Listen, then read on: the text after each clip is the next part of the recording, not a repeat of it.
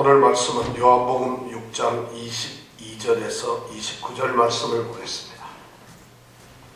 한 목소리로 오늘 말씀을 우리가 읽도록 하겠습니다. 이튿날 바다 건너편에 섰는 무리가 배 한 척밖에 다른 배가 거기 없는 것과 또 어제 예수께서 제자들과 함께 그 배에 오르지 아니하시고 제자들만 간 것을 보았더니, 그러나 디베랴에서 배들이 주의 축사하신 후 여럿이 떡 먹던 그곳에 가까이 왔더라.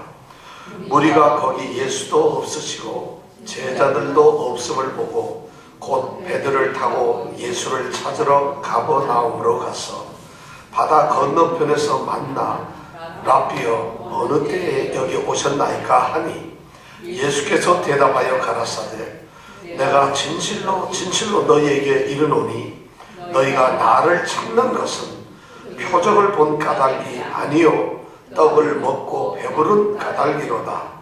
썩는 양식을 위하여 일하지 말고 영생하도록 있는 양식을 위하여 하라.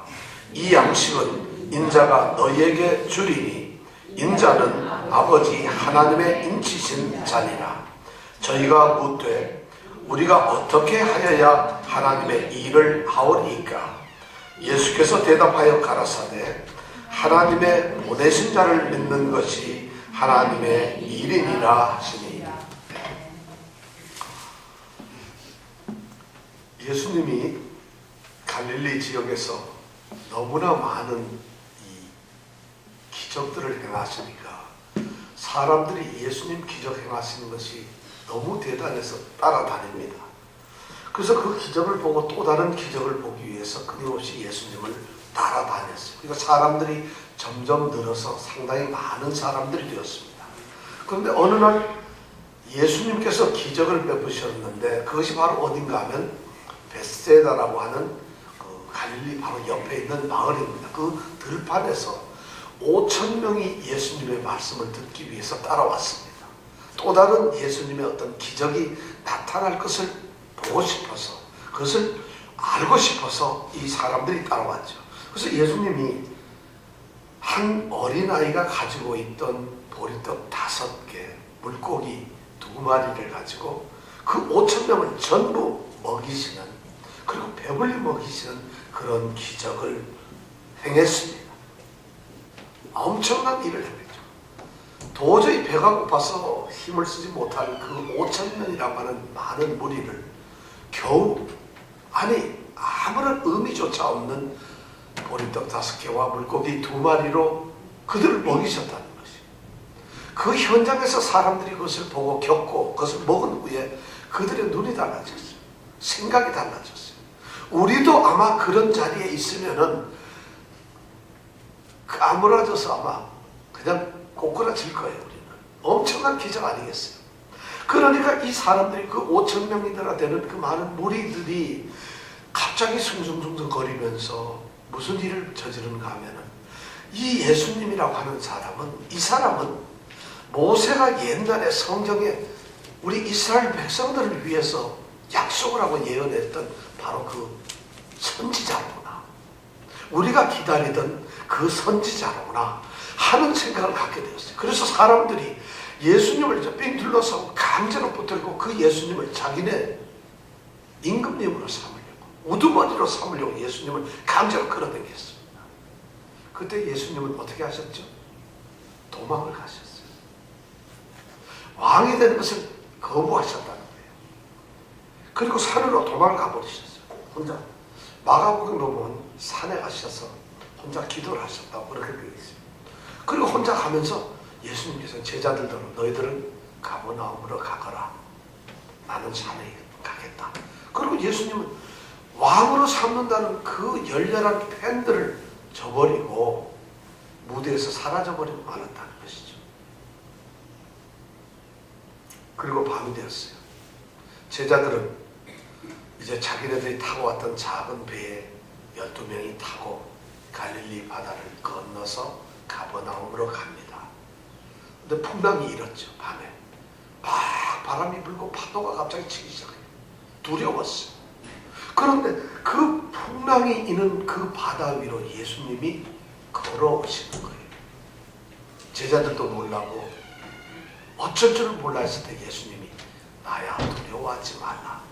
그리고 예수님은 그 배를 타시고 가버나움에 함께 도착을 하셨습니다. 이것이 우리가 지난주에 생각했던 말씀이에요. 자, 이것을 제가 다시 말씀을 드리는 이유는 이 이야기 내용을 알아야만 오늘 말씀을 이해할 수가 있기 때문에 그렇습니다. 그렇게 해서 밤이 지나고 그 이튿날이 되었어요. 오늘 6장 22절에서 25절 말씀은 바로 이런 내용입니다. 그 이튿날이 되었어요. 그런데 이 무리들 5,000명은 아직도 흩어지지 아니하고 벳세다에 있는 것이에요. 남아있어요. 그리고 예수님을 찾아보는 거예요. 근데 예수님이 보이질 않아요. 제자들도 보이지 않아요. 예수님을 즉 밤사이 어디로 쉬러 가셨겠구나 해서 예수님을 찾는데 예수님이 안 뵈거든요. 그러니까 이 사람들이 어떻게 예수님을 막 찾아보니까 자기네들이 생각해 보니까 어제 벳세다 이 항구에는 배가 한 척밖에 없었어요. 그리고 예수님께서는 그 배를 타시지 않았어요. 그리고 이 제자들은 그 배를 타고 제자들끼리만 배를 타고 가버나움으로 갔다는 것을 알았어요. 그럼 도대체 예수님 어디 가셨나?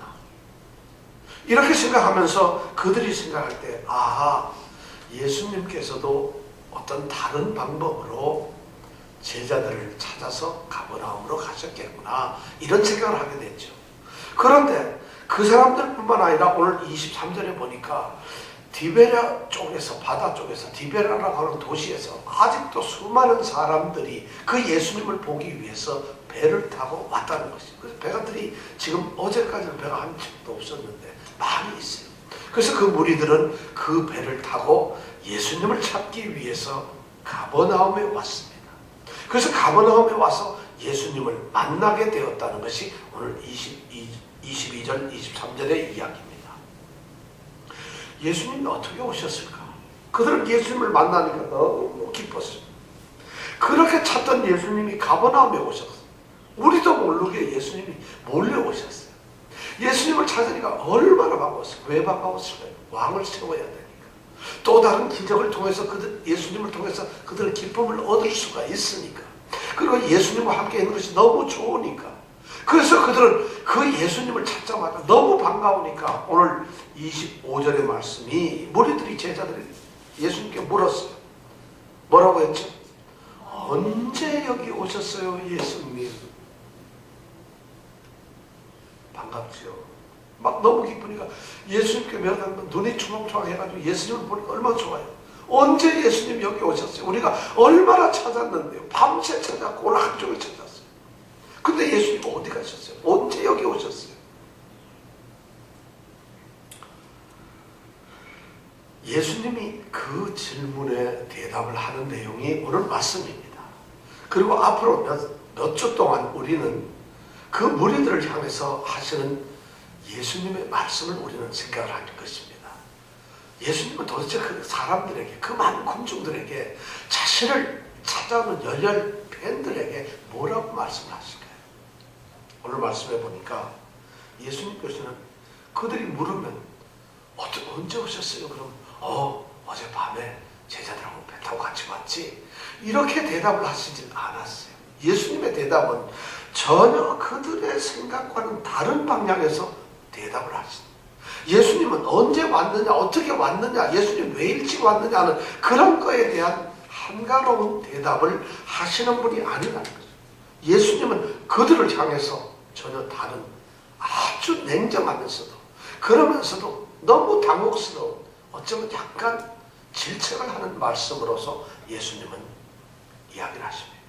그런데 예수님이 하시는 말씀의 핵심의 내용이 뭐냐면 너희들이 나를 왜 찾느냐는 거예요. 너희들이 왜 찾느냐는 거예요. 내가 어디를 가든지 뭘 가든 너희들이 왜 찾는 거지? 이런 대답이 어디 있어요? 예수님을 왕으로 세우기 위해서 그렇게 쫓아다니는 그 수많은 군중들을 향해서 예수님은 여러분들은 나를 따를 필요가 없다는 거죠. 왜 그랬을까요? 오늘 26절에 보니까 이렇게 예수님은 그들을 향해서 대답을 하셨어요. 같이 한번 읽어볼까요? 시작. 예수께서 너희가 나를 찾는 것은 소명을 받아야 하며 떡을 먹고 배부른 빠졌도다. 그 사람들이 예수를 찾아왔던 이유를 예수님께서는 사실 이 오병이어로서 그런 기적을 행하셨을 때 그들이 그런 떡을 먹고 그런 고기를 먹으면서 예수님에 대한 새로운 생각을 갖기를 원했는데 이 사람들이 예수님을 찾는 것은 그런 것이 아니라는 것이. 그래서 예수님께서는 그들의 그 예수님을 찾아오는 목적, 예수님을 찾는 그 이유를 갖다가 아주 신랄하게 비판을 하시는 거예요. 너희들이 나를 찾는 것은, 너희들이 나를 지금 찾아오는 것은 이유가 간단하다. 내가 너희들에게 보여주었던 표적, 그 표적의 기사, 다시 말해서 그 기적을 행한 그 의미를 너희들은 도대체 깨닫지를 못하고 단지 물고기 두 마리, 보리떡 5개로 배가 터지도록 먹었던 그 떡을 먹었던 사실, 그리고 배가 불렀던 사실, 그것 때문에 이런 분이 어디 있나고 나를 찾아온 것이다. 이렇게 예수님은 말씀을 하고 있습니다. 예수님이 행하신 그 기적의 표적의 의미를 이 사람들은 몰랐다는 것이죠. 그것이 뭔지 모르는 것을 지적을 하고 예수님 찾는 그 사람들이 말이죠. 오병이어 물고기 2마리 보리떡 5개로 행했던 그 놀라운 표적을 이 사람들은 단순히 기적으로만 생각했어요. 예수님이 행하신 엄청난 일로만 생각했지 그 일을 통해서 예수님께서 그들에게 나타내시고자 하는 표적을 그들이 깨닫지를 못했어요. 그들은 예수님이 행하신 그냥 기적이라고나 하는 이런 것으로만 이해했다는 것이요. 예수님이 그 일을 왜 하셨는가? 그 의미를, 그 내용적인 내용은 전혀 그 사람들이 몰랐다는 거예요. 그러니까 그 사람들은 예수님이 축사하시고 나누어준 떡과 물고기 속에서 그 물고기와 떡을 받으면서 예수님께서 지금 행하시는 어떤 의미 있는 표적을 그곳에서 발견하지 않고 이 사람들은 어리석게도 예수님이 행하신 그 의미 있는 표적 속에서 단지 떡덩어리와 물고기만을 발견하는 그런 어리석음을 가졌다는 것입니다. 심리학자 이 비아제라고 하는 사람이 있어요. 비아제라는 사람은 이 유아 발달 심리학이 아주 대가인데 한국에서도 이 어린이 이 교재들, 책들 이런 거 미국에도 마찬가지입니다. 내게 되면은 반드시 나오는 심리학자가 바로 이 비아제라는 심리학자예요. 근데 이 비아제라는 사람은 사람이 가질 수 있는 어떤 사물을 보면서 가질 수 있는 지식이 3가지가 있는 것입니다. 3가지 종류의 지식이 있다 그래요. 하나는 뭐냐면 물리적인 지식이에요. 그 다음에 2번째는 뭐냐면 논리적인 지식이고 3번째는 사회적인 지식이 있다 이거예요. 뭐 쉽게 얘기하면 이겁니다. 여기 나무 상자가 하나 있어요. 그러면 물리적 지식을 갖는 사람은 나무가 크기가 얼마나고 색깔이 뭐고 나무가 저 무슨 나무로 되어 있는데 그 크기가 얼마다, 색상이 뭐다, 그리고 어디에 놓여있다 이런 정도만 아는 것이에요. 그러니까 아주 기본적인 지식만 가지고 있는 그런 사람들이 있다는 것이에요. 사람들 중에는. 그런데 좀 논리적 사고를 갖는 한 단계 좀 높은 사람들은 그 상자를 보면서 저 상자에는 나무로 만들어졌는데 저 나무가 한 얼마 정도 됐을까? 저 상자가 만들어진 크기에 얼마나 넣을 수 있을까? 하는 논리적인 생각을 계속 그 나무를 보면서 한다네. 그 사람도 조금 더 나은 사람이에요.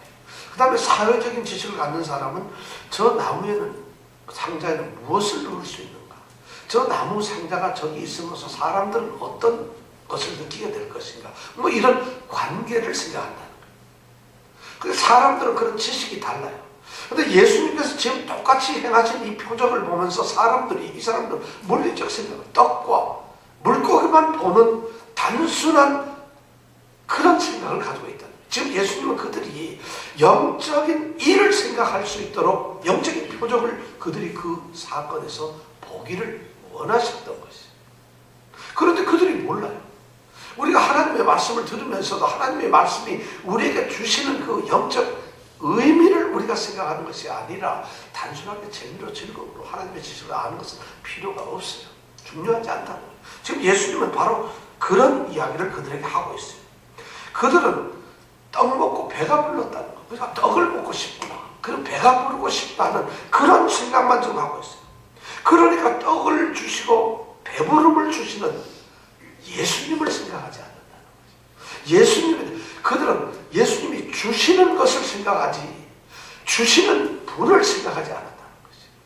그것이 그들의 문제점이에요. 그래서 예수님께서는 그들에게 바로 너희들이 나를 찾는 까닭은 표적본 까닭이 아니라 떡을 먹고 배부른 까닭이라고 이렇게 질책을 하시는 거예요. 영적인 일에 민감해야 한다고 예수님께서 말씀합니다. 그러면서 예수님께서는 그 무리들을 향해서 아주 중요한 말씀을 이제 세 가지를 던집니다. 첫 번째 뭐냐면은 썩는 양식을 위해서 일하지 말라. 여러분 따라하세요. 썩는 양식을 위해서 일하지 말라. 네, 27절에 보면 그렇게 되어 있죠. 썩는 양식을 위하여 일하지 말라. 썩는 양식을 위해서 일하지 말라. 이렇게 썩는 양식이 뭘까요? 자, 썩는 양식이라는 게 도대체 뭔데? 썩는 양식을 얻기 위해서 일을 하는 건 또 어떤 일일까요? 여러분, 이 무리들이 예수님께서 이렇게 말씀을 하면은 알아들어야 되나요? 못 알아들어요. 무슨 말인지 못 알아듣겠어요. 그럼 예수님은 이 말씀을 하나만 해요. 아마 무리들은 이 말을 금방 알아들을 겁니다. 예수님께서 썩는 양식을 위해서 일하지 말아라. 그럼 그 사람들은 금방 무슨 말인지 알아들었을 거예요. 여러분들 썩는 양식을 위해서 일하지 말라. 무슨 말이에요? 뭘까요? 예수님이 지금 보리떡 5개와 물고기 2마리의 기적을 하시고 난 다음에 그 쫓아온 이 백성들에게 던지는 첫 마디가 썩는 양식을 위해서 일하지 말라는 거예요. 그러니까 우리는 딱 금방 생각을 갖다 썩는 양식, 세상의 것들, 육신적인 것들 그런 거 하지 말라는 거구나. 이렇게 금방 해석을 다 해버려요. 또 그리고 많은 목사님들도 그렇게 해석을 하고 사실 그렇게 말들을 하고 그렇게 또 이해가 될 수도 있어요, 사실. 그래서 이 썩는 양식이라는 것은 세상의 것들, 육신적인 것들, 이 세상의 것들, 그런 것들, 다시 말해서 돈이든 명예든 부귀, 권세, 뭐 이런 행복, 이런 것들을 세상의 것으로 보고 그런 것이 바로 썩는 것인데 그런 것을 위해서 일하지 말고 좀 고상한, 썩지 않는 하나님의 것들을 위해서 일해라. 이런 말씀으로 예수님이 이걸 하셨다. 이렇게 생각을 한다는 것이에요. 여러분 어떠세요? 뭐 부분적으로 맞을 수 있겠죠. 그런데 꼭 맞는 말은 아닙니다. 왜 그런가 하면 만약에 우리가 이 세상에 살고 있는데 돈이나 명예나 권력이나 또는 행복이나 이런 것을 추구하지 말라. 그런 일을 하지 말라. 만약 예수님이 그렇게 말씀을 했다면 우리는 어떻게 해야 돼요? 모든 거 다 때려치워야 돼요. 그럼 어디 가야죠?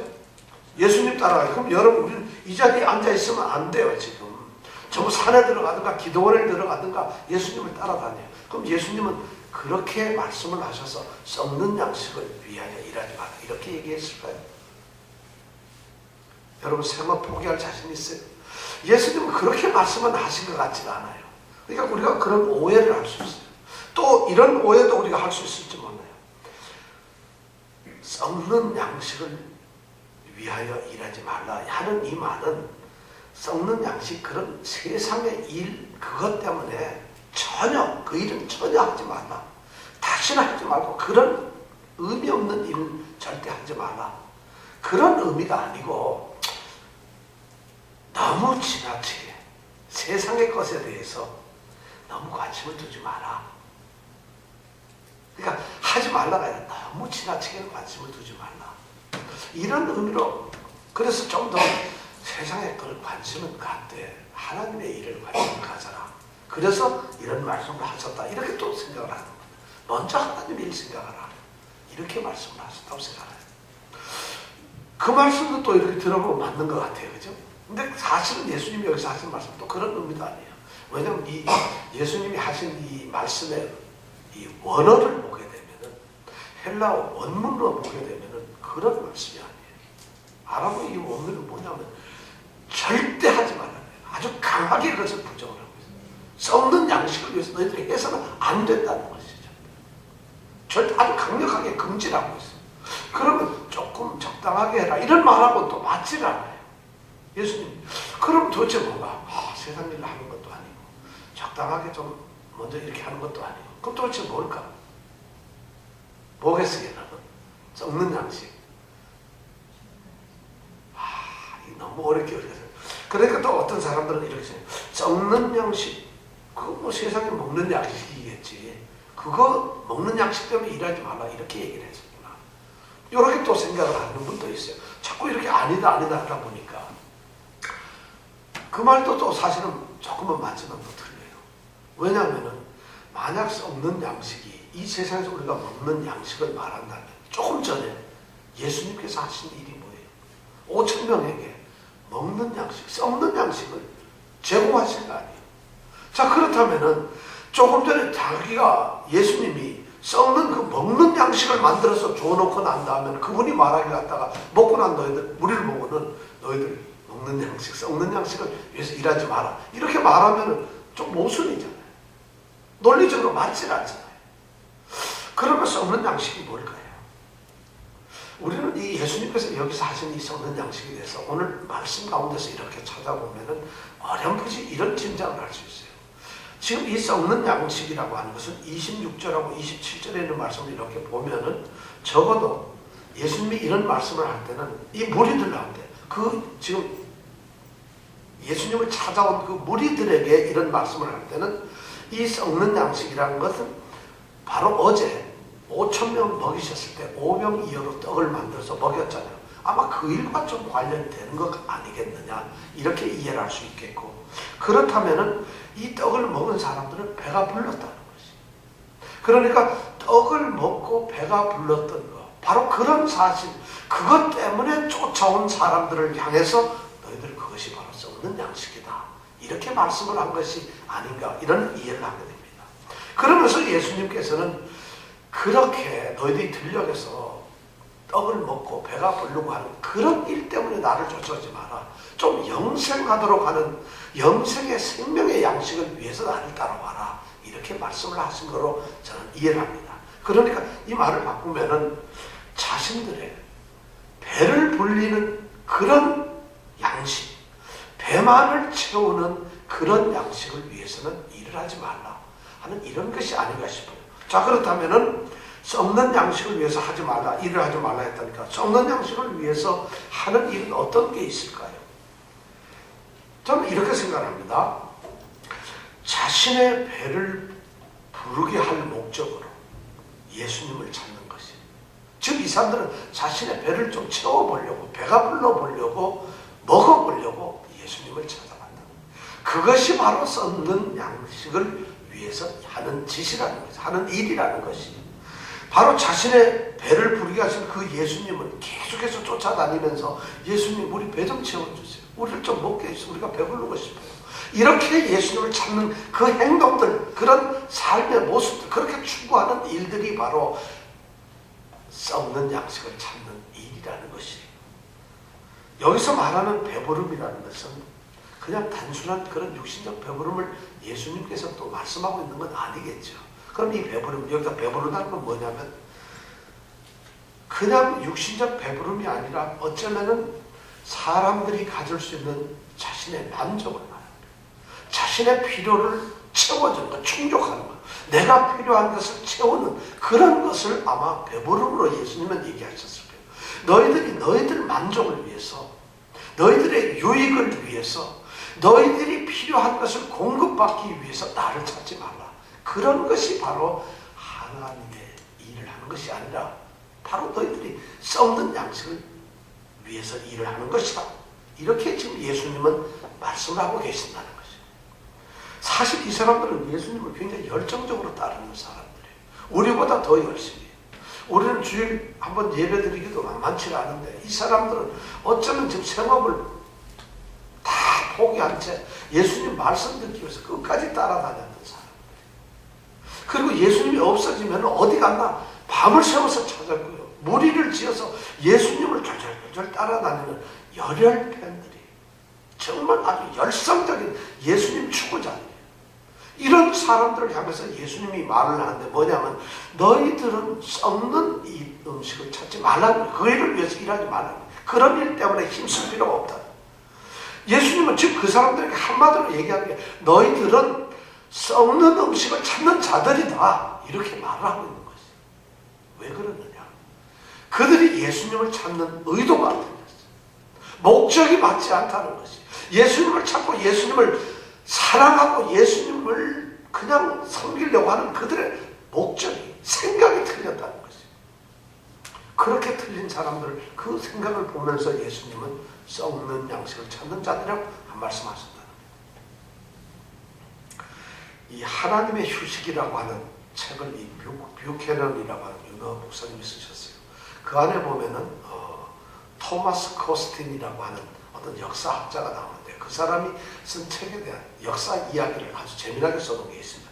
이 토마스 코스틴이라는 사람이 14세기에 이 벨기에의 레이놀드 이 공작에 대해서 얘기를 써놓은 게 있는데 그 책 제목이, 역사책 제목이 The Three Edwards라고 해서 세 명의 에드워드라고 하는 이런 책입니다. 이 책의 내용은 아주 굉장히 우리에게 던져주는 의미가 굉장히 있습니다. 그 내용은 뭔가 이래요. 레이놀드라고 하는 이 왕자, 공작과 그 동생 에드워드라고 하는 공작이 형제가 있어요.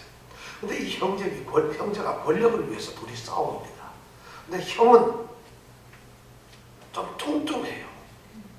굉장히 체격이 아주 좋은 뚱뚱해요. 너무 뚱뚱해가지고 그 사람 체중이 너무 많이 나가서 별명이 뭐냐면 크라수스라고 하는 별명을 가졌어요. 크라수스란 말은 라틴어인데 몸이 너무 비대한 이런 사람을 크라수스라고 합니다. 그런 별명을 가졌어요. 그러니까 에드워드하고 이 형 레이놀드가 권력을 위해서, 통치기를 위해서 싸우다가 동생이 이겼어요. 그래서 형이 레이놀드가 지게 됐는데, 그러니까 이 에드워드가 형을 한 섬에다 가두어 둡니다. 감금을 합니다. 근데 사실은 가두어 두었지만은 실제로 가두어 둔 것은 아니에요. 그 성에 있는 데다 방에다가 넣었는데 그 방이 한 창문이 몇 개 정도 됩니다. 그러니까 바람도 잘 통하죠. 그 다음에 방에서, 성에서 나올 수 있는 이 정문, 대문이 있는데 대문도 있어요. 근데 놀랍게도 대문은 항상 열려 있어요. 그리고 이 가두어놓은 형을 지키는 경비병도 아무도 없어요.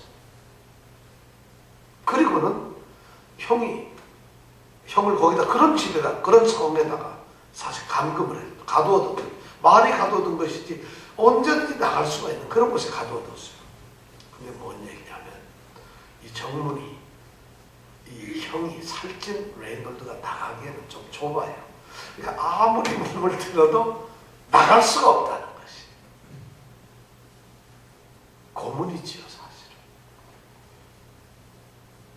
그러면서 이 동생이 에드워드가 말합니다. 우리 형은 죄수가 아니다. 잘못한 것도 없다. 우리 형은 언제든지 떠나고 싶으면 그 성에서 나올 수가 있다. 아무도 막을 수가 없다. 형이 만약에 그 성에서 나오는 순간에 나는 나의 모든 것을 다 포기하고 형에게 다 주겠다. 이렇게 얘기를 합니다. 저 여러분, 그러면 레이놀드가 지금 해야 할 일이 뭐겠어요? 뭐 해야 돼요? 다이어트하고 몸집 줄이는 거예요. 그러면 나가는 거예요. 그런데 이 에드워드가 굉장히 지혜로워요. 그 형에게 매일 아주 굉장히 맛있고 아주 기름진 음식을 매일 공급하는 거예요. 거기다 아주 맛있는 이 포도주 이런 걸 매일 주는 거예요. 근데 이 형은 그것을 먹는 거예요. 레이놀드. 그러니까 레이놀드는 자기도 지금 알고 있어요. 자기 스스로 알고 있어요. 동생이 지금 나한테 지금 무슨 짓을 하고 있는 거고 내가 여기를 나가기 위해서는 뭘 해야 되는지 알고 있어요. 다 알고 있으면서 그럼에도 음식을 먹어요. 그러니까 나갈 수가 없어요. 매일 뭐 어떻게 되면 살만 찌는 거예요. 계속 먹고, 그러니까 다 알고 있으면서도 그렇게 살아가는 거예요. 자유를 주겠다. 나갈 수 있는 거죠. 근데 음식을 거부하지 못해요. 그리고 10년이 지나서 이 레이놀드는 건강이 악화돼서 비만되어가지고 죽습니다. 결국 죽은 다음에 눈을 부수고 나오게 되는 이런 비극이 났습니다. 이런 이야기를 그 책에다 써놓고 있어요. 우리는 얼핏 보기에는 뭐 아이고 그럴 수 있나 하지만 여러분 스스로 잘 한번 생각해 보세요. 여러분 이것이 반드시 생명을 위한 일이고 너무 소중한 일이고 해야 될 일인데 여러분 그 목숨을 내놓고 합니까? 안 해요 사실은. 아이고 뭐 다음에 하면 되지 꼭 해야 되나? 그리고 우리는 적당하게 타협합니다. 주일날 절대 빠지지 말아야지. 그런다고 결심하고 나서 여러분 안 빠지세요? 얼른 들었어요. 내가 매일 공부해서 하루에 3시간씩 공부를 해서 이제 뭘 해야지? 안 됩니다. 내가 운동을 해서 정말 날씬하게 허리 22로 만들어야지. 되질 않습니다. 내가 체중을 10파운드 키워야지. 알긴 알지만 레이놀드와 똑같아요. 아주 이런 이야기를 하고 있어요. 이 이야기가 우리에게 던져주는 게 많죠. 오늘날에도 교회들이, 성도들이 바로 이 그리스도인들이 예수님의 이름을 불러요. 그리고 열심을 붓고 예수님을 찾아요. 그리고 교회 안에서 이런 신앙생활, 신앙운동을 열심히 해요. 그런데 그런 사람을 향해서 예수님께서는 썩는 양식을 위해서 일하지 말라는 이야기. 그런 말을 듣는 사람이 교회 안에 있다는 것이. 예수님을 믿는다고 이야기하는 성도들 가운데 있다는 것이. 자신의 배를 부르기 위해서, 배가 부르기 위해서, 자신의 만족과 자신의 유익을 위해서 예수를 믿는 척하는 종교적 헌신을 하는 사람들이 있다는 것이에요. 신앙인 척하는 것 사람들이, 그런 사람들이 바로 누구냐? 썩는 양식을 위해서 일하는 사람들. 예수님께서 지금 쫓아온 열심 갖는 그 사람들을 향해서 예수님은 썩는 양식을 위해서 일하는 자라고 지금 말씀을 하고 계시죠. 똑같이 그것이 오늘날에도 적용이 되고 있어요. 자신의 비전을, 자신의 목표, 자신의 목적, 자신의 계획, 자신의 욕심, 자신의 행복, 자신의 건강, 자신의 기쁨, 자신의 소원, 자신의 어떤 유익한 것을 끝까지 그것을 찾고 그것을 얻기 위해서 예배드리고 그것을 얻기 위해서 기도하고 그것 때문에 선교하고 구제하고 헌금하고 봉사하고 열심히 교회를 다니는 것처럼 하는 것. 그때 예수님께서는 그런 사람을 향해서 썩는 양식을 위해서 일하지 말라 이렇게 말씀하고 있습니다. 심각한 문제죠. 그들은 예수님을 찾는 목적이 잘못되어 있는 것이죠. 예수님께서는 바로 그들에게 영생하도록 있는 양식을 위해서 일하라고 말씀을 합니다. 자, 여러분 영생하도록 있는 양식을 위해서 27절 거기까지 한번 읽어볼까요? 시작.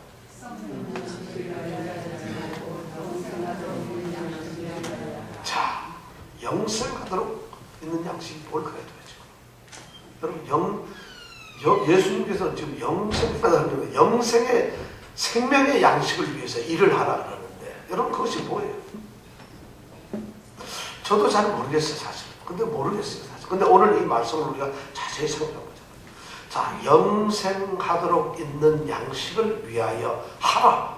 이렇게 하고 난 다음에 예수님이 그 다음 말씀을 하고 계세요. 그 다음 말씀이 뭐죠? 야, 이 양식을 어떻게? 예수님께서 그 무리들에게 주시겠다는 거예요. 어떤 양식을? 영생하도록 있는 양식을 예수님이 주시겠다는 얘기예요. 자, 그러니까 우리가 이 말씀을 잘 읽어보면은 예수님께서는 지금 영생의 양식, 생명의 양식을 너희들이 위해서 일을 해야 되는데 그 생명의 양식을 내가 주겠다는 것이에요. 그런 얘기죠. 그러면 생명의 양식을 우리가 위해서 얻기 위해서 하는 일은 결국 뭐예요? 예수님께로 가는 것이잖아요. 그럼 예수님께서는 그 양식을 준다는 것이 가만히 생각해보면 예수님이 그 양식을 가지고 있다는 거죠. 예수님은 지금 생명의 양식을 본인이 가지고 계시는 거예요. 그래서 예수님이 지금 소유하고 가지고 계시는 생명의 양식을 썩는 양식을 위해서 일하는 사람들에게 주시겠다는 거예요. 그래서 너희들은 이 생명의 양식을 위해서 살아라. 이렇게 지금 말씀을 하는 거예요. 그러면 예수님이 주시는 양식은 결국 예수님이 가지신 양식인데 그럼 예수님이 가지신 양식은 뭘까요? 예수님의 양식은 도대체 뭘까요? 예수님은 도대체 뭘 잡수고 우리가 먹는 보리떡이나 물고기가 아니고 뷔페 식당에서 맨날 갈비만 드시는가? 예수님의 이 영생의 양식은 도대체 뭘까요? 여러분 뭐겠어요?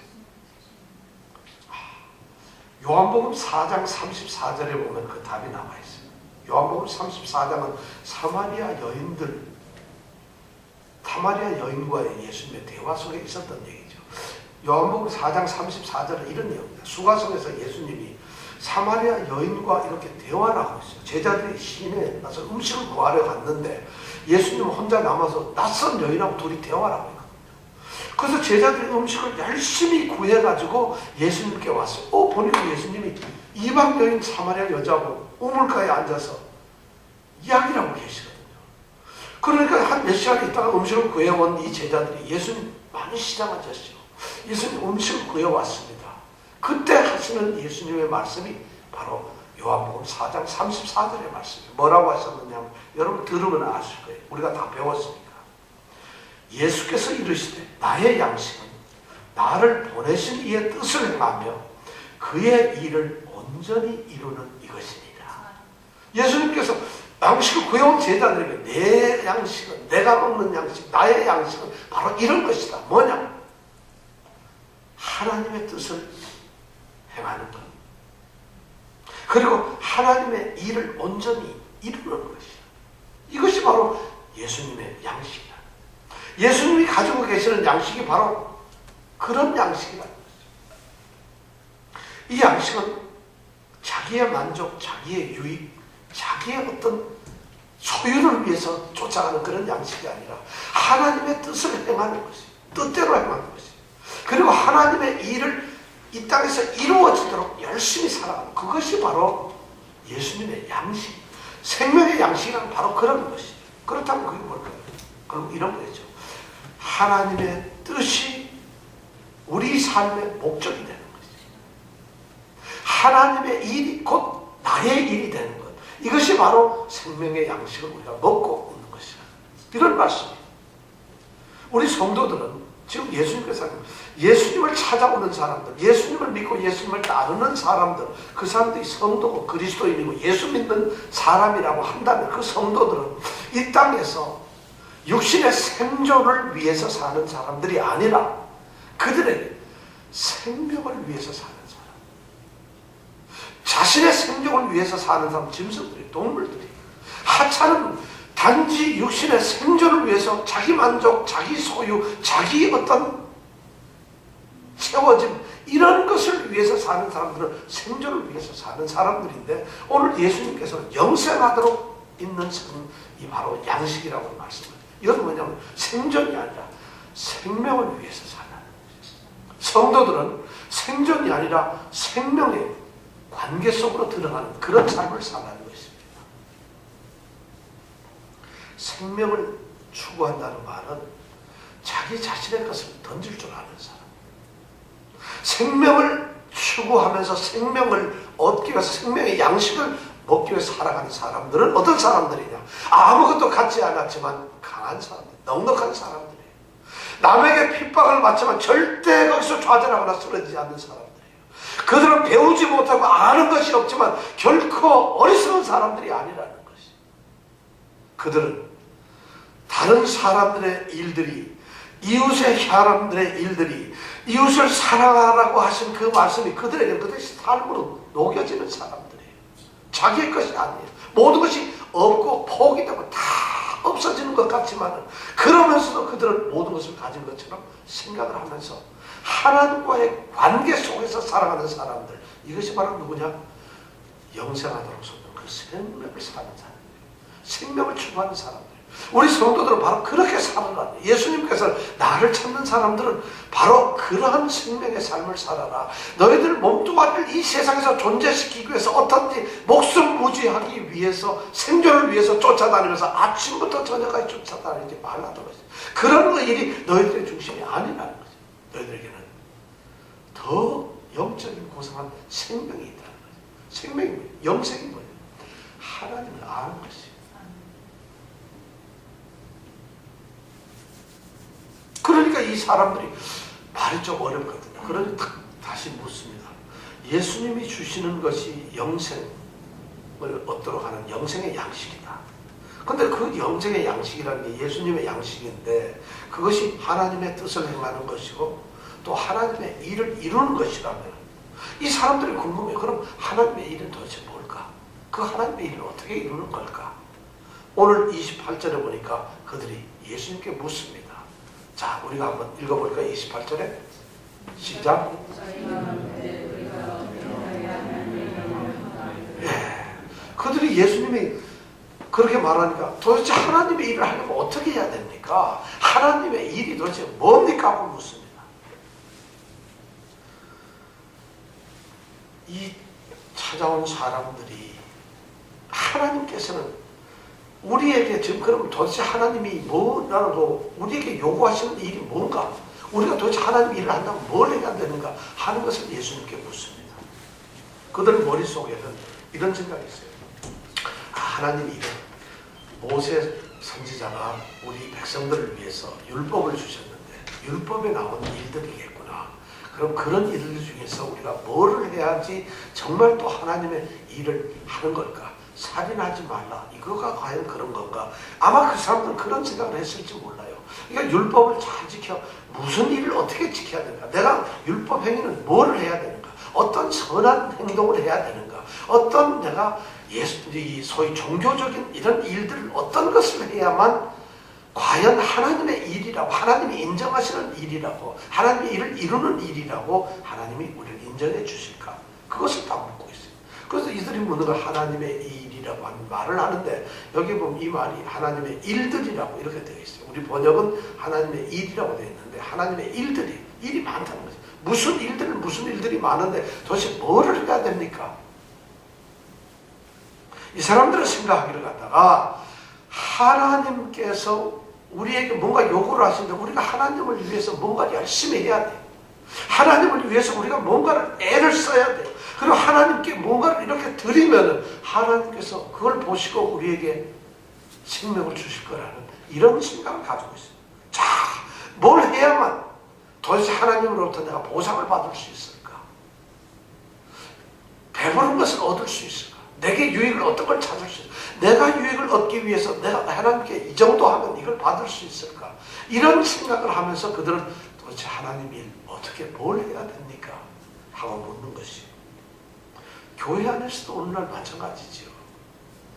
자기가 어떤 것을 이루어내기 위해서 하나님 일을 열심히 한 것처럼 교회에서 일을 합니다. 그렇게 하면서 내가 하나님 이런 거 열심히 했으니까 하나님이 내게 복을 주시겠지. 내가 교회를 위해서 이렇게 충성을 하고 헌금도 이렇게 하니까 하나님이 나의 가게를 채워주시겠지.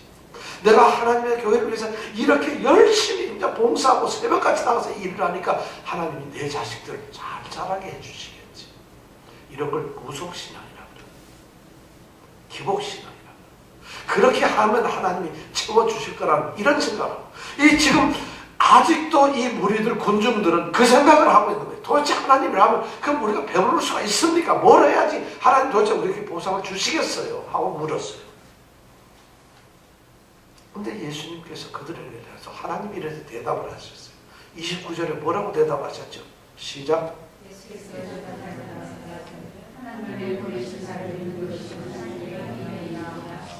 아이고 이거 도대체 하나님의 일이 전혀 다른 거지. 예수님께서 이 사람이 상상도 하지 못한 그런 말씀으로 하나님의 일을 덜렁 말씀하죠. 그게 뭐냐? 니네 종교적인 필요 없어. 니네 뭐 매일 뭘 할 필요 없어. 선한 일, 밤새 너희들이 일생 평생 동안 수만 가지의 선한 일을 해봐라. 그게 아니에요. 예수님이 지금 그들에게 요구하는 하나님의 일은 단순하게 딱 하나예요. 뭐죠? 예수를 믿으라. 하나님의 보내신 자가 누구예요? 예수를 믿으라. 너희들이 나를 믿어라. 이것이 바로 하나님의 일이라고 예수님은 지금 말씀을 하고 있어요. 사실은 세상의 종교들을 보면요, 모든 종교들을 보면 그 신들에게 해야 할 일이 너무 많잖아요. 그리고 우리가 인간적으로 생각해봐도 우리가 뭘 좀 하려면 저 사람한테 뭘 좀 해줘야지 되잖아요. 그래야지 뭘 얻을 수가 있잖아요. 이것이 세상의 이치인데, 그러니까 이 사람들은 당연히 하나님의 일을 막 우리가 뭔가 해야만 하나님은 우리를 기특하게 보시고 또 하나님은 미안도 하고 고맙기도 해서 우리가 뭔가 주실 거라고 이 사람들은 그렇게 생각을 했다. 그래서 우리 하나님 일 좀 뭘 하면 이 사람 하나님 우리가 많이 받을 수 있겠어요. 예수님 좀 그 비결을 알려 주세요. 얘기를 했던 것이죠. 그러니까 예수님은 단순하게 얘기를 하죠. 나를 믿는 것이야. 그것뿐이야. 그거 전부 다야. 하나님의 일은 우리가 무엇을 하는 것이 아니에요. 다만 예수를 믿는 것이에요. 그것이 전부 다 하나님의 일이라는 거죠. 그러니까 이 사람들에게 너희들이 나를 믿으라는 것이에요. 믿음이 뭘까요? 여러분, 믿으라니까 나 믿어. 그렇게만 하면 얼마나 좋겠어요. 믿음이 뭐예요, 여러분? 예수님 믿는 사람 한번 손 들어보세요. 예수 믿는 게 뭘까요? 예수를 믿는 것은, 여러분, 구체적으로 우리가 믿음이 예수 믿는 게 뭘까? 저 사람 교회 다니는 건 예수 믿는 게 아니에요. 교회 다니는 건 교회를 다니는 것이지 예수를 믿는 것이 아니에요. 예를 들어서 우편 배달부도 교회 우편물 보내기 위해서 매번 교회에 올 수 있어요. 그럼 그 사람 교회 다니니까 예수 믿는 건가요? 아니에요. 예수 믿는 것은 이 안에서 예배 드리는 건 전혀 아니에요. 예배를 드리면서 내가 하나님이 누군지 예배 드리는 마음도 없고 잠깐 지금 갯돈 생각하고 있고 오늘 친구 누구 만나야 돼 이러면 그 예배 드리는 거 아니에요. 그러면 도대체 예수를 믿는다는 게 여러분 뭐겠어요? 두 가지만 얘기를 합니다. 예수님이 하나님의 아들이라는 걸 믿는 거예요. 예수님은 하나님의 아들이야. 예수님 그분 자신을 우리가 그대로 인정을 하고 받아들이는 거예요.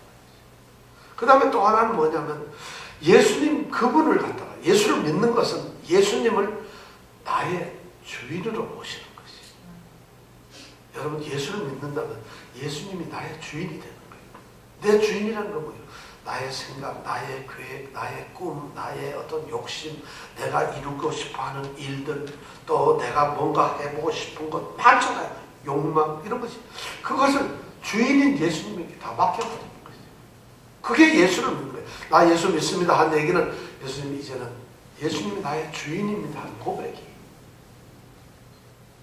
그리고 그 고백만 하면 끝이냐? 아니죠. 주인인 그분에게 우리가 순종을 하는 거죠. 이것이 믿음이에요. 그러니까 예수님은 하나님의 아들이신데 그분이 나의 주인이 되셨다. 이것이 그리고 나는 그분에게 순종을 한다. 여기까지가 믿음이라는 거죠. 바로 예수님께서는 오늘 이 무리들에게 그걸 이야기하고 있어요. 저는 여러분들에게 다시 묻습니다.